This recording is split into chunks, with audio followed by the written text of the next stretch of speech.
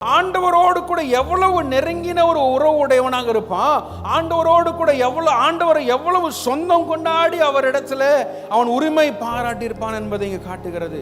அவன் சொல்றான், என் கண்மலை இல்லையா, என் கண்மலை, என் கோட்டை, என் இரட்சகர், என் தேவனும், நான் நம்பி இருக்கிற என் துருகமும், என் கேடகமும், என் இரட்சணிய கொம்பும், என் உயர்ந்த அடைக்கலமுமாயிருக்கிறார். அல்லேலூயா.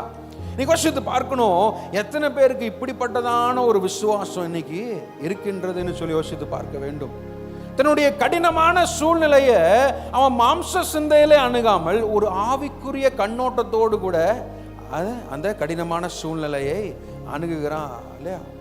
ஆண்டவரை டிபெண்ட் பண்ணி இருக்கிறான். அவங்க சொந்த பிள்ளையா இருக்கட்டும், சொந்த தகப்பனாரா இருக்கட்டும், சொந்த பெற்றோர்கள், சொந்தக்காரன், நண்பன், எவனா இருந்தாலும் ஏதாவது ஒரு சூழ்நிலையில நமக்கு விரோதமாக எழும்பதான் செய்வாங்க. நமக்கு துரோகம் நினைக்காத, நமக்கு தீங்கு நினைக்காத ஒரே ஒருத்தர் இருக்கிறார்னா அவர் இயேசுநாதர் மாத்திரம்தான். அல்லேலூயா. அப்படிப்பட்ட தேவன் தான் நம்மோடு கூட இருக்கிறார், நம்மை நடத்தி கொண்டு இருக்கிறார். எத்தனை பேர் விசுவாசிக்கிறீங்க?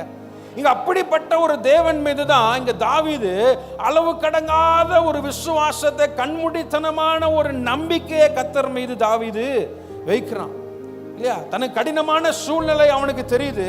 அவன் எங்க ஓடி போறது, என்ன பண்றது, எனக்கு விரோதமாக என்னை அழிப்பதற்கு சதி திட்டங்கள் தீட்டப்படுகிறது என்பதை அவன் உணர்கிறான்.